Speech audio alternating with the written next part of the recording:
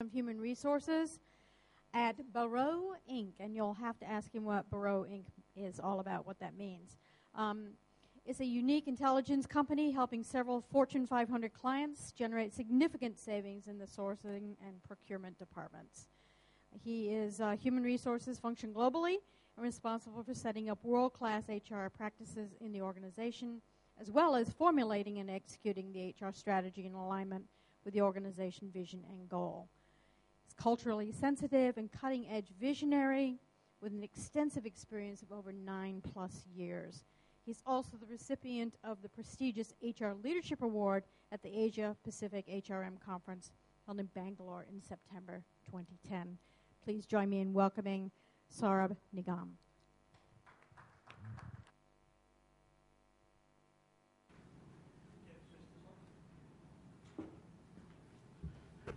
Good morning, everyone. First of all, thanks a lot to you for inviting me for this conference. It's really an honor to be standing here and discussing and sharing thoughts and ideas on things which are important to us the HR practitioners. Okay, without further ado, because I've been told that we are running behind schedule, I'm going to head straight into the presentation, and the topic which I've been asked to talk about is the perspective on Gen Y. And what I'll do is I'm not going to be a prescriptive person standing here and talk about things which should be done, which are ideal to manage the Gen Y and things like that.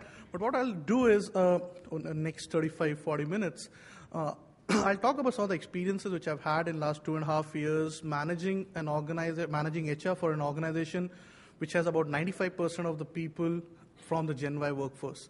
As Priscilla said, I come from an organization called Barreau. We are into market intelligence, consulting, advisory in the space of procurement and supply chain.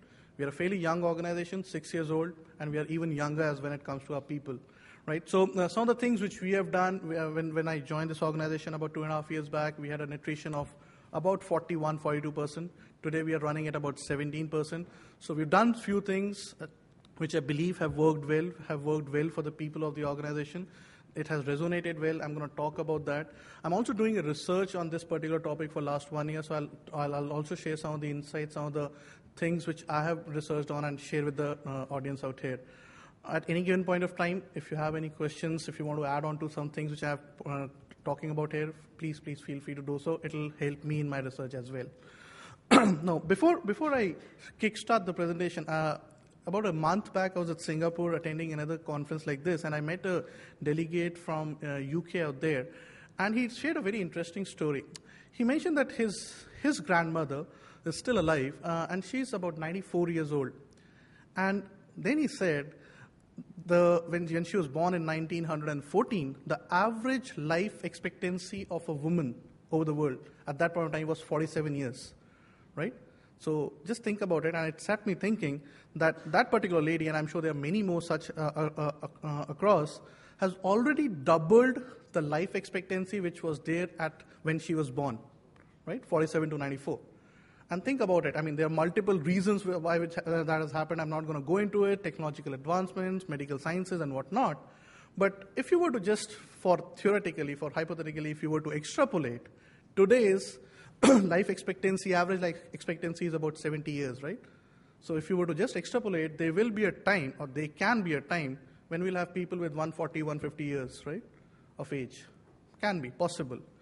The reason I'm bringing this up is because it poses a huge challenge for us, the practitioners, HR practitioners, of managing workforce belonging to different generations, right?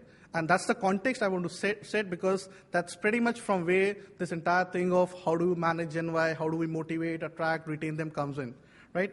I'll just play a small clip which essentially outlines this, what I just talked about.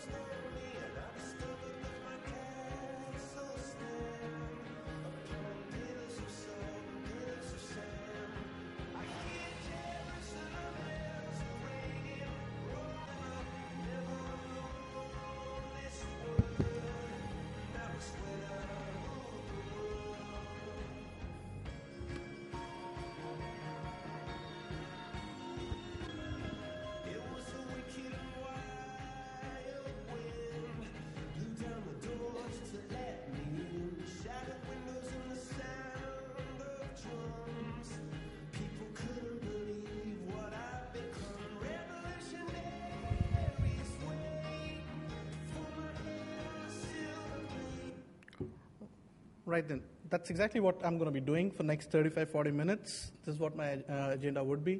I'll talk about Gen Y, how do we define it. It's pretty much a westernized term. Obviously, I mean, we've started hearing it now, but what does Gen Y look like and how are we defining it? There are various theories around it. There are different timelines to it. I've used one standardized timeline to define different generations, talk about different significance, what is the significance of Gen Y, why is it so important, talking about how do we manage them, what are the different things which we can do. As I said, I'm not going to be prescriptive here. I'll only be sharing some of the things which we have done and which have worked well for us. Feel free to add on to it. So heading straight into defining Gen Y, and as I said, there are various theories and definitions to it. I'm going to be using something like this, and as I said, it's more of a westernized terms which you see here. So people born between 1920 to 1945, there are different terms which gets used across the globe. They're called veterans, silents, traditionalists, 1946 to 64, baby boomers, 65 to 80, Gen X, Gen Xers, and finally people born between 1981 to 2000, as we call them, the Gen Ys. Right? There are certain theories which say that Gen Ys start from 1975 to 1995. There's someone who say that it's 78 to 98. Different. It really doesn't matter what that timeline is because it's a give or take of a couple of years. What is important to understand and why we're segregating generations based on the year they were born is because there are certain unique characteristics, and I'm sure each one of you will agree to me on that, associated with each of these generations, right? And because of those unique characteristics, values, and things which are important for them, it is a challenge for us to ensure that what we are doing at our workplaces to keep them attracted, motivated, retain them at our workplaces, right? So that's how this is the definition I'll be using throughout my presentation to define Gen Y. They're also called millennials, eco-boomers, and whatnot. What is happening is the reason it's becoming more and more important talking about Gen Ys is because slowly these people are moving into the workforce, and we got to be prepared in order to ensure that we are managing them well. All right. The other reason why it's important and to talk about this is because is this generation really different? All right. I mean, if it was the same, all these generations were pretty much same. We would not be discussing this point that do we really need to do something different, right? Is it really something? I mean, do we really need some innovative ideas to get this generation into the workforce? And again, what I've done here is I've plotted on the y-axis different generations, x-axis are certain characteristics or certain things and opinion about these things of different generations. Now, as you would see, I've only put down certain characteristics. Obviously, it's not an exhaustive list. It also doesn't mean that every single person in a particular generation will exhibit all these characteristics.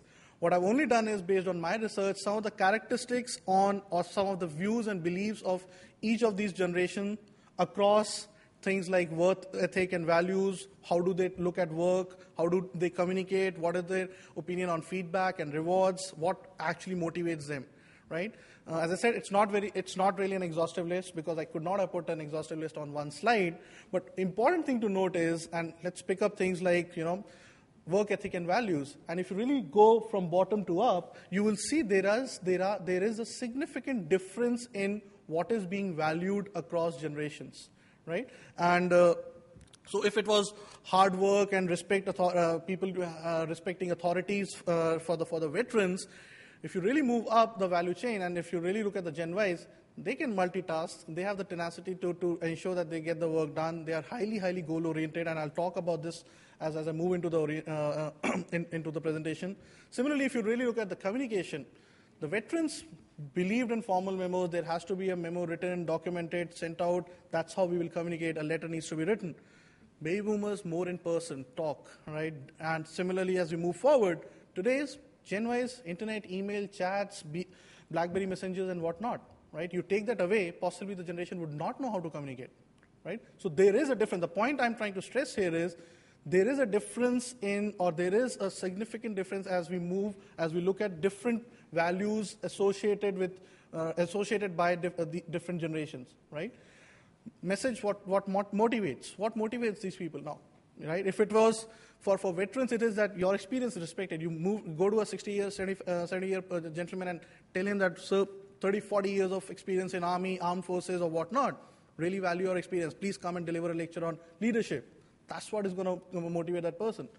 Take it up the value chain, and this I'm talking purely from experience.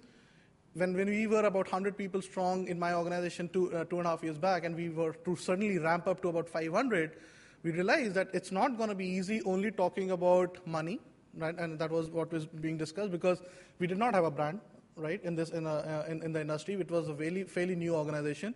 What is it that would motivate a person who could come and work for a company like us? And we realized that the fact that we've got a group of highly creative, bright people working with us, working on a unique concept called procurement intelligence, clicked really, really well, right? So things like this makes us believe, and makes me believe that there's a significant amount of work which we have to do to ensure that we are seen as attractive. We are able to attract, retain, and motivate people at Gen Y. And again, that pretty much explains for all the generations. One point to note here, an obvious question would be, it's been there forever, right? The generation changes, gaps, and differences in cultures and values and characteristics has always remained generation to generation, right? One generation will always say they had it easy. Why are we talking about it now? Reason being what that clip said in for the first 1 minute. Possibly today is the time when we are seeing almost 4 different generations working together in an organization. It never really happened before that, right? And that is why we're talking about this, that, how do we really do things differently to ensure that we are able to engage with each of the generations which are working together in an organization. My agenda is talking only about Gen Y, but obviously there's different things which you'll have to do for different generations to ensure that all of them are together working towards that common goal of getting the organization to do well, right? So that's pretty much setting the context that why is it important to talk about Gen Y and things which we can do to attract them. So moving on, why is it important, right? So it's important because of 2 reasons, and I'll talk about this. And this is a population distribution or population pyramid, as popularly it's called. And what I've done here is, if you really look at it, there are 2 charts on left hand and right hand side. The top one, the world, it basically plots on the y-axis the age of the population, and on the x-axis the percentage of the population. The entire pyramid is divided. On the left-hand side is male population, on the right-hand side is the female population, right? What you really see here on the graph which is there representing the 2000 for the world, you have the bulk of the population in that age bracket of 0 to 30, right? There's a huge population layer which is at 0 to 30. Fast forward to 2050, what you really see is that bulk of the population has moved towards 30, 40, and beyond, right? Workable population, 20 to 40 is your prime workable population. And if you really see, the bottom portion has actually considerably reduced in the world population. And flip it, population layer which is at 0 to 30. Fast forward to 2050, what you really see is that bulk of the population has moved towards 30, 40, and beyond, right? Workable population, 20 to 40 is your prime workable population. And if you really see, the bottom portion has actually considerably reduced in the world population. And flip it and look at the more developed nations, we're talking about US, Canada, and countries like that, 2000 to 2050, the portion of people, the portion of population in that region of 20, 30 years old has significantly reduced compared to the proportion of population, which is 40, 50, and beyond, right? And look at the third chart, the less developed regions or the developing regions, countries like India, China, and whatnot, you will realize that today we are at a position of strength because we have a huge proportion of population in that 2030, what we call the Gen Ys and the millennials, right, who are slowly moving into the workforce, and over a period of next 30, 40, 50 years, and 2050, they will be the ones who will drive this economy, drive the country forward, right? So we have an advantage that we have this workforce with us. What we do to leverage their capability, their skills, is the point of discussion here, right? Because that's what the bulk of our working population is at this point of time, right? So that's what the premise is, or rather that's what the research shows in terms of how the population is spread across the globe. Why is it important? Because there is a huge proportion of people in this generation which is now slowly moving into the workforce. And it actually makes it important for us to talk about this, because almost 50% of the current global workforce, and this, by the way, is from a research HBR and Mint study research, almost 50% of the current global workforce are the Gen Ys. Okay? And again, the Mint study talks about, and this is a 2010 study, that almost 64% of the high potential and 55% of the middle managers in India were the Gen Ys. Right? And if that is going to be the case, it clearly illustrates that we have to sorry, question, sir? Okay, sorry. It clearly illustrates the fact that we have no other choice but to focus on this generation, right? That's why it is absolutely vital. This gentleman called Dan, and there's a quote which really attracted me, and he said, as per his research, it's only 7% of the Gen Y works for a Fortune 500 company, because startups are dominating the workforce for this demographics, and we'll see why. Okay, and if that be the case, I mean, that's a huge challenge for the large organizations, right? Because here are the majority of the workforce, or almost 50% of the workforce, and it's only going to increase by 2025, who are choosing not to work with you, right? And that's as per his research. Now, if it is true, just imagine what kind of a challenge lies in front of us then, right? So it's absolutely imperative. There's no two questions about it, why it's vital, and why we need to focus on this generation. Okay, any questions on this? Can I move forward? Okay. So what do we know about Gen Y? And before I move into it, I thought I'll play something for you. When I hit the stage, gonna work the flow. Ain't nobody gonna tell me no. I'm on top, I don't drop the beat, no. I'm right on cue, I rise to the top. Well, I got the money and I got the time. I'm self-made, I'm self-paid, because that's who I am, that's how it goes. I own the show and that's how I roll.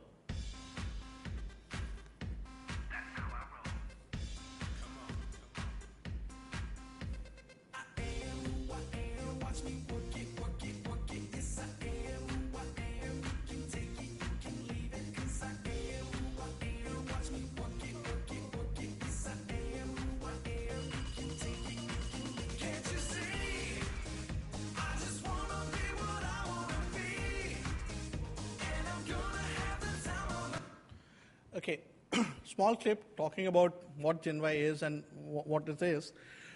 I'll pause here and talk, and rather have your opinion of what is your perception. I mean, I have done my bit in terms of defining Gen Y. Why is it important? Why is it vital?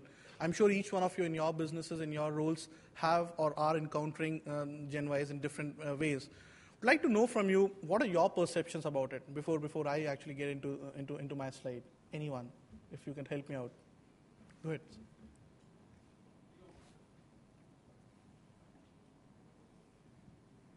There's pretty much what you've written on the slide is true, especially the slides about what they value and everything. I work with people, and I'm lucky to be in that place and in that space. I work with 60-year-old Army veterans who are my trainers, right, and who train on leadership, correct, organization development behaviors, and customer service and team development, absolutely, for my clients, and it's the largest telecom client in the Southeast Asia. And I've got 22-year-old system specialist, a technocrat guy, fresh out of college, just about 2 years of agent calling experience, training the same community more or less. Right. And there is such a stark difference in which they value. So while a 60-year-old guy and 60-year-old Army veteran or a retired professional wants to be absolutely ready with all the presentations, always arrives before time, absolutely methodical, sends the reports on time, this 25-year-old sends the report even before they finish the training assignment. Yes. They've made a blog of reports. They say, boss, why do you keep on... I mean, every third day you tell us our reports are not coming. Right. So what about 7, 8 of them got connected, created a blog somewhere, and somehow they connected me with something on the Correct. Facebook and all that stuff, Correct. and started sending data. I had to tell them, listen, you're sending company confidential data. Right. You cannot send it on Facebook. But that's a perspective. I mean, Absolutely. they need to understand that, and they listen to these things. Absolutely. That's one perspective, and so much fun to work with them. Right. Number 2, these kids, and I'm calling them kids only because I'm on the wrong side of the 30s. Feels strange, but that's the way it is. Just about it. But I forgot, 30s are the new 20s. I should remember that. 30s are the new 20s. So they make life. They challenge me and my team so much. Right. They're like my 4-year-old child who has a question every second, right, of the day. Right. And they ask every single thing. They question every one of my policy. They don't care for hierarchy. Absolutely. I mean, I have a 60-year-old guy who thinks twice before coming to me. I mean, I'm 25 years younger to him. Right. But he still asks my secretary for an appointment saying, can I meet Mr. Kapoor? And these kids just walk into the room and open the door. They don't think. So, I mean, and that's a perspective. And Yes. I mean, I think that earlier, I used to feel strange 4 years ago. And I was like, okay, because then you have ego, you're a professional manager, you like to think your cabin has a nice wall and a door, so people should respect that. But then you realize this generation, by cutting across that layer, is giving you input which you would have taken 2 months to do a research from your national head to give it to you. Right. They're telling you right there on that. Great. That's the second wonderful part. Third part, I think they're making my 50, 40, 60-year-old guys change. And now after 4 years of working with them, I've been working with them for very long. But in the last 4 years, I've worked with such a diverse mix. I tell my team, when we have open houses and town halls, I tell them, listen, that kid there is going to eat your job. He's smarter. She's better educated. She knows about trends more than you are. She knows what's going on in a training classroom or in a business area even before she goes for the weekend away. Right. Because she's connected that you're not. You do a program, go home, spend time with your family. So does she. But the way she forms a bond, I'm not saying the guys who are on this side of the age are not doing, they're doing a fantastic job. That's why I still work with them. Right. But these guys, the young kids, are forcing every single department of my office and every single team member of mine to think in a way probably they didn't have a thought. Yes. And I think that's the most wonderful quality they're Yes. bringing onto the table. Absolutely. And that's the fun part of working with them. Absolutely. I think what you've written, but I think I have a challenge there, which I was hoping to ask the earlier panel about the compensation and benefits. Please. I couldn't get a chance to do that. You see, I don't think they value comp and benefit in the same way that you and I valued. I'll come to that point. I mean, I'm sure. Absolutely come to So that I mean, point. it's the way they look at money. Yes. They want their first cell phone to be worth 25,000. Yes. I haven't bought a cell phone worth 25,000 till this date. Yes. So Yes. it's beautiful how they are making me redesign. Last year, I changed the entire KRAs of my organization based on feedback for those kids, Right. what they said. So I mean, it's fantastic to work with them. But if you don't align ourselves with them Yes. and start working with them, you and I are going to be, and I don't mean any offense in any way, you and I are going to be absolutely obsolete in not 20 years, sorry. Absolutely. Not 15 years. 5 years down the line, Right. I think there is a 27-year-old who can become the VP and the account director that I am because he is so smart. Absolutely. And he has, 500 followers on, and he's got 500 friends on Facebook. And I'm thinking, 500 friends on Facebook? Yeah. And how many real friends? Oh, they're all my friends. And they can meet, they can talk, they can connect, and they can share. In 2 minutes, they can kill a brand's perception by saying this brand is bad because they don't live up to the promise that they gave in their ad on the Facebook. Absolutely. Which is what companies like Coca-Cola and everybody's realizing after a certain situation that happened in the US. Absolutely. So I think it's beautiful what we have as an opportunity because we have an opportunity. Both Correct. the side of the spectrum, we are kind of in the middle. Correct. Again, wrong side of 30s, guys. But it's fantastic what we can learn from them. It's Thank you. beautiful. I mean, that's what I think. Thanks. But it took me some time to kind of do that thinking. Thanks for your input, sir. Yes, sir. Yes, sir. If this was not 2012 and 1912, okay, and if remember, if this was not 2012, this was. Imagine it was not 2012 but 1912. Yes, sir. Electricity has been invented recently. The automobile has been invented recently. In other words, the world has completely changed with those two inventions. Right. If we were sitting in a conference like this talking about youngsters at that time, Right. would some of the things you talked about describing Gen Y would also be applicable to the young people of that time? Would older people like me be saying, this is what these young kids are all about? Or would it be totally different? In fact, very interesting and very good point which you have brought out. I've not present. I put that in my slide, but there is one theory. There's one, in fact, huge amount of research which says that Gen Ys are actually not as much connected to boomers and the Gen X as they are connected to the veterans in terms of their thought process and the things they value. Right, and I've not put it here because I'm not very confident about it in terms of putting it up here, but. It makes me believe that now that you've brought it up, I'm sure it really has some synergies around it because I was talking to another conference yesterday in Pune and there was one gentleman talked about how the economies have changed, right? So we were about 100 years back talking about the best farms or the largest farms, agro-based economy to industrial revolution to services to experiences. That also shapes what we value, right? So if all you had was a farm to sustain yourself and your family, the value system which you bring to the table as a youngster would be very different from what you will bring to the table if all you have is the service industry where you have to service the clients. It's very different, right? So I think that also shapes, I'm not a veteran here in terms of talking about, but this is what I can think about from what I have looked at and research is. The surrounding also makes up your value system which you're bringing it. But yeah, there is a school of thought which says that Gen Ys are very, very similar to what veterans used to think about and what they used to value. I doubt that. Actually, I'd like to make the point what Rajiv said. Yeah. I think every generation Yes. which is going through its phase of youth thinks it's really special. Oh, yes. And I remember having this conversation, I'm not sure if it's connected to the topic. I remember having a conversation with my father. I grew up in the era when I was in school and, Gorbachev was the president, the German wall came down. Correct. I thought I lived in stirring times. And I told him, I said, I'm like really, really fortunate to Yes. be experienced. So he looked at me and he said, I thought the same. He had, when he was young, he was born before independence, and then, a lot Absolutely. of stuff happened in India. So each youth, to classify them, yes, the motivators are different, but young people, irrespective of centuries that have gone past, will always have new ideas, Absolutely. new motivators. And the interesting part of being a human being is that you think what's happening to you is absolutely unique and so special. Absolutely. That's what makes life nice. Yeah, absolutely. That goes without saying, right?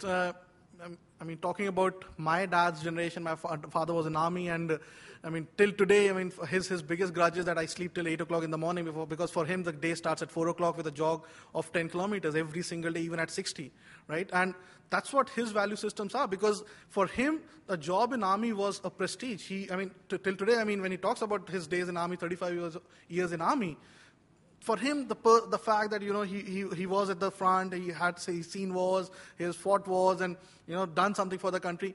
That's what motivates him. And I'm sure there's a whole lot of generation which believes in that, right? I keep getting asked this question: why didn't I join armed forces? Because I didn't see the reason for me to join the armed forces, because I wanted to make a mark somewhere else, right? Because I valued this profession, and there was a question, and we debated a lot on how HR practitioners can be a business partner and how we impact lives. I'm not going to go into that, but for me, the motivation was something different, right? And it's the surroundings, and I completely agree with you, ma'am, out there, that it's your surroundings which really make your value system, right? So in that generation, maybe the fact that there was turbulence, there was this tension, there was this thing that, you're doing something for your country in terms of being part of the armed forces, was something which was really unique and people wanted to be part of it. I'm just using that as an example. But completely agree. There's no reason why you would not feel that you're valuable or you're different. Yes, you are, and that's why we're talking about it. I cannot give a perspective about each and every generation. I've not seen those generations. But the fact that the generations have different value systems means that we have to ensure that we are catering to each one of them. And that problem, or that not exactly problem, that challenge will only get accentuated as more and more generations start working together, which we are seeing now, right? Because, till about 15, 20 years back, possibly we would have seen just two different generations working together. 40 years back, possibly it would have been the same generation, because the span of that generation was much, much larger. Now we are in a situation, there are 3-4 generations working together, right? That, I'm coming back to the point. So perception, thanks for your inputs. Yes, sir.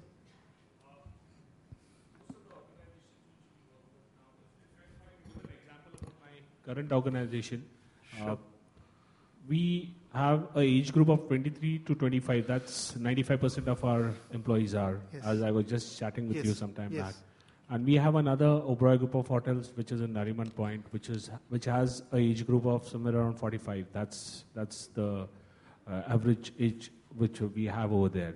It's been a very old hotel, so it was. Right. So all old employees are there, and there are Gen Y employees also joining. Correct, sir.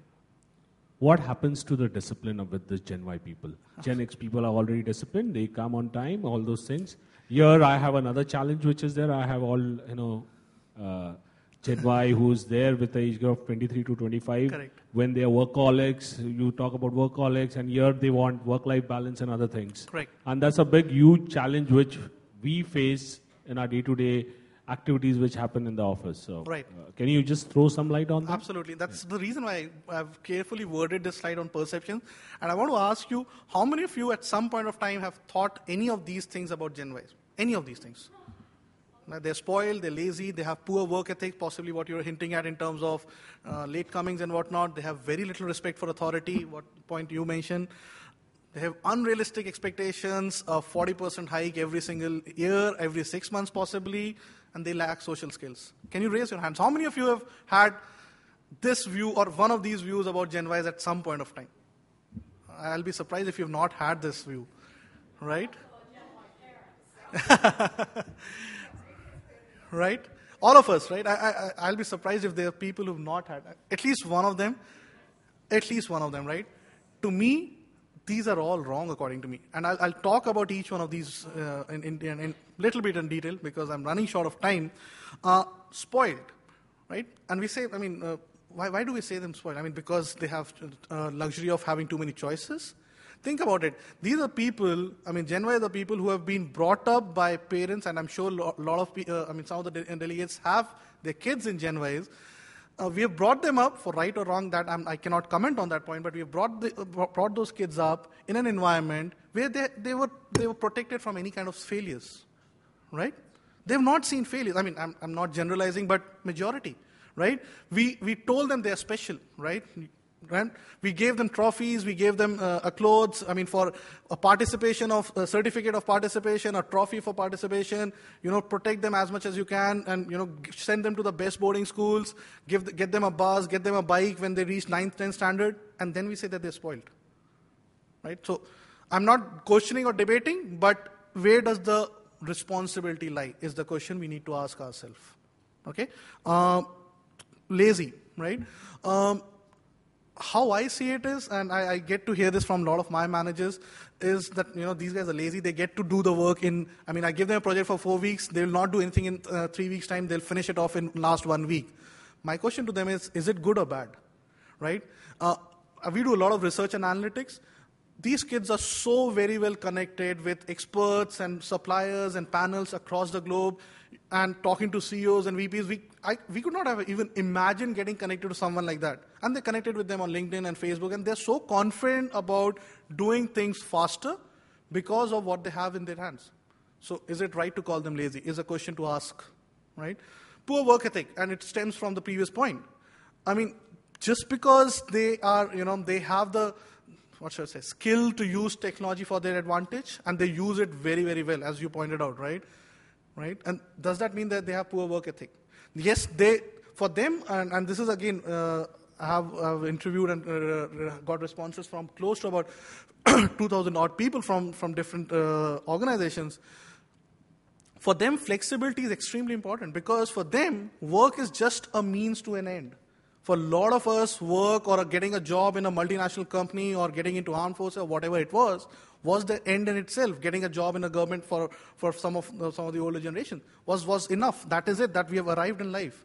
For them, it's just a means, right? So they want to get the latest gadgets, they want to have iPads and iPods and whatnot. They want to work late into the night rather than starting their work at 9 o'clock in the morning. That's how they are. As long as they're delivering value to your business, is it really poor work ethic? And that's why it's important to understand where their thought process, what they value. Because to me, there's no denying the fact that they bring a lot of value to the table, right? As most of you pointed out. Little respect for authority. Again, go back to how we have brought them up. As parents, we always told our kids, ask questions. You have a doubt, please ask questions. Don't be worried. In classes, teachers would say, if you have a question, please raise your hand and ask it. Right? Gone are the days when if you had a question, you need to go back to the books. Please go ahead and ask it. You can ask questions live. You can ask questions over the net. You'll get answers. And until you're satisfied, and you will realize that this generation will not take that step forward unless they're satisfied with that answer. Right? Now, you can call it little respect for authority, but how I put it is, it's much better to have it that way rather than having a set of people who are confused, who don't know things about what you're asking them to do, or who do not see value in that. So, to me, it's a balance. Some people do call it little respect for authority, but that in turn is actually stemming from the fact that they value questions, they value answers which they get from you, and unless they're satisfied, they're not going to be 100% into the job which you're asking them to do. Unrealistic expectations, yes, but it's we who have brought those up, right? They have not seen possibly the kind of failures, the kind of tough times which saw the other generation, previous generation had seen. And that's why they want to move fast, but is that wrong? They want to grow faster. They want to learn. They want to learn a lot of things, and they want to grow as fast as possible. The question is that really a wrong thing? Or is it unrealistic? Unrealistic for them? Definitely not. Because for them, they do what the questions they ask in organization is that, tell us what we need to do to grow fast. That's not an unrealistic expectation to have. Right? And lacking in social skills, I mean, just because somebody comes in jeans, we don't have a formal clothing policy in our office because they don't want to do that. Just because somebody comes in a jeans and a t-shirt, does that make them a bad worker? Again, it stems from the fact that what kind of business you are in. If you're a client-facing, then you obviously have to make the protocols. But for them, social skills is how well they're connected on Facebook, having 1,000+ friends, how well they're connected on LinkedIn. And just see the way those conversations happen. Just see the kind of information they derive or extract out of these social networks. Right? And it's humongous, it's immense. Unfortunate part is, most of the organizations, in most of our organizations, we either block these social networking sites or we don't give them access, and that's where we are blocking their creativity, that's where we are blocking their social skills, because that's how they've grown up. Right? So you can't fault them for that, because there is value which they bring to the table by doing exactly that.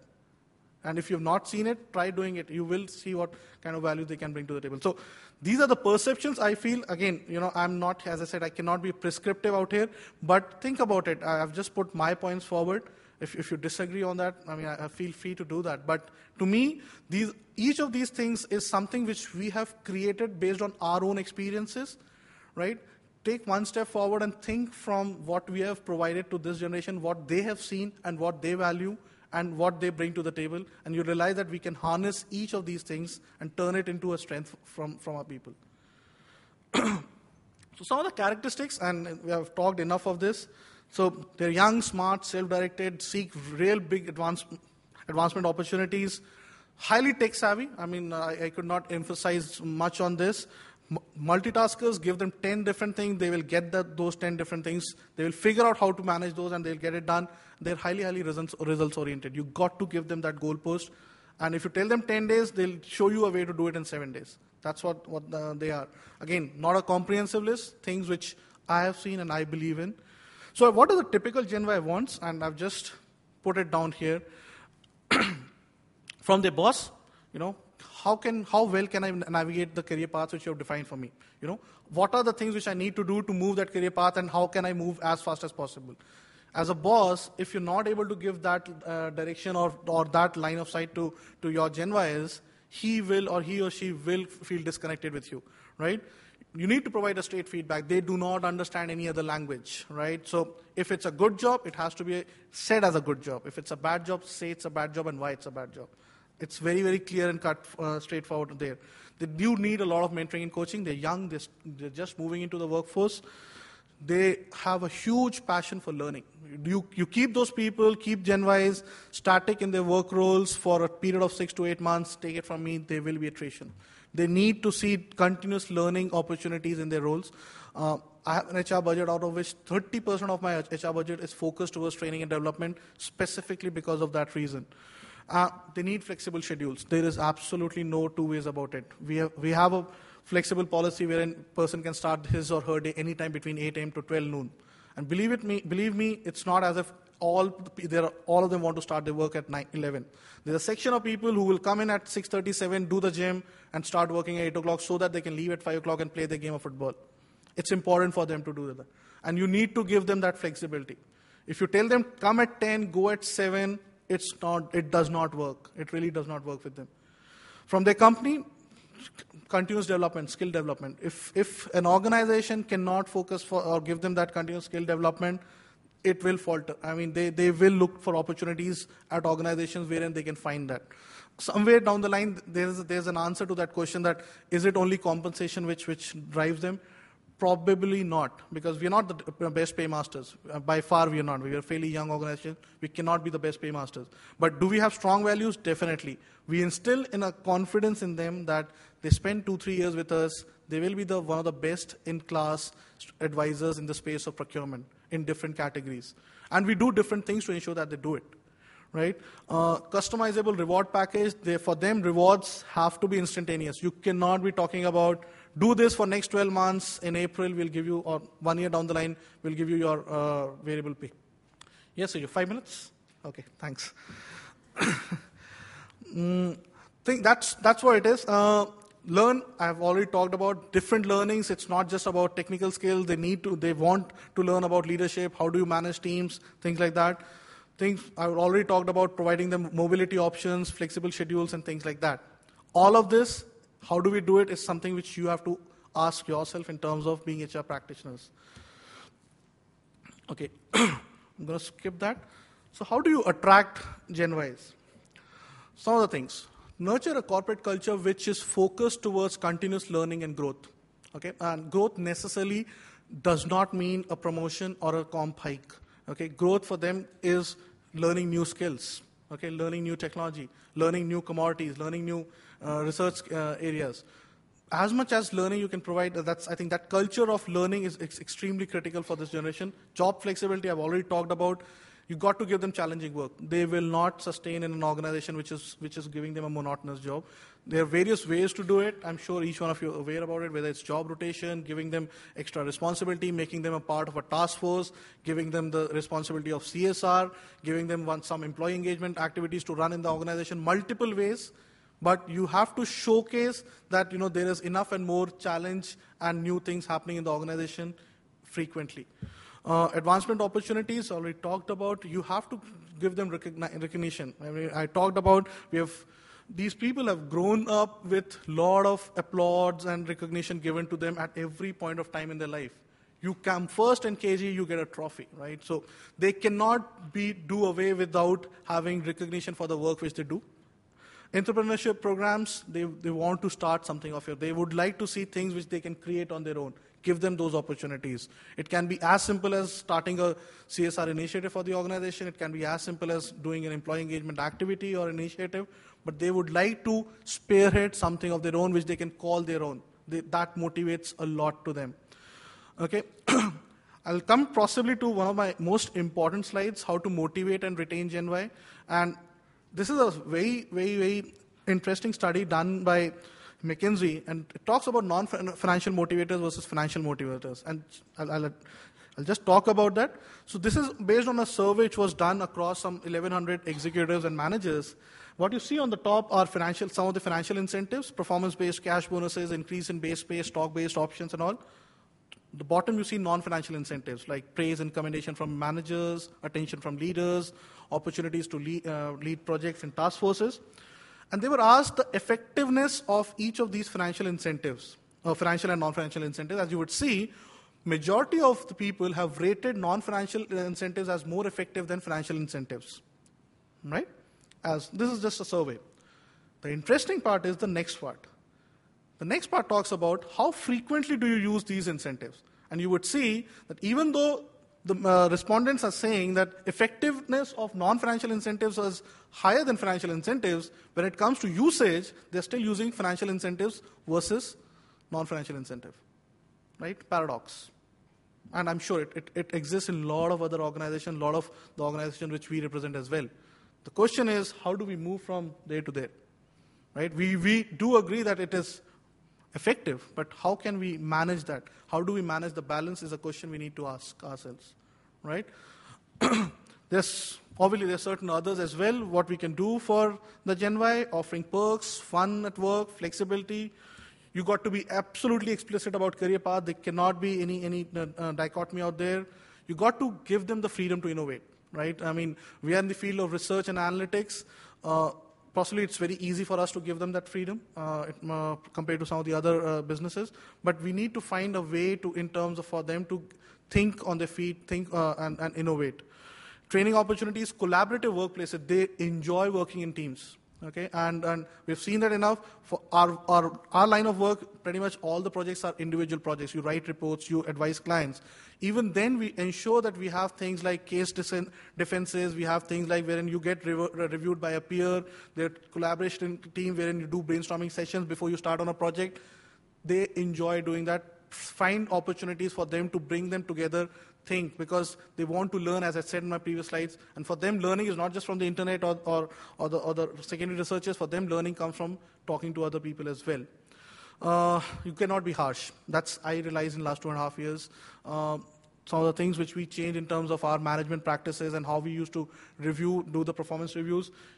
There has to be a way of giving them a feedback. You cannot be brutal and harsh with them. You got to keep them engaged. There is absolutely no two ways about it. Finally, you got to give them a clear roadmap to success. And believe me or not, you give them a roadmap to success.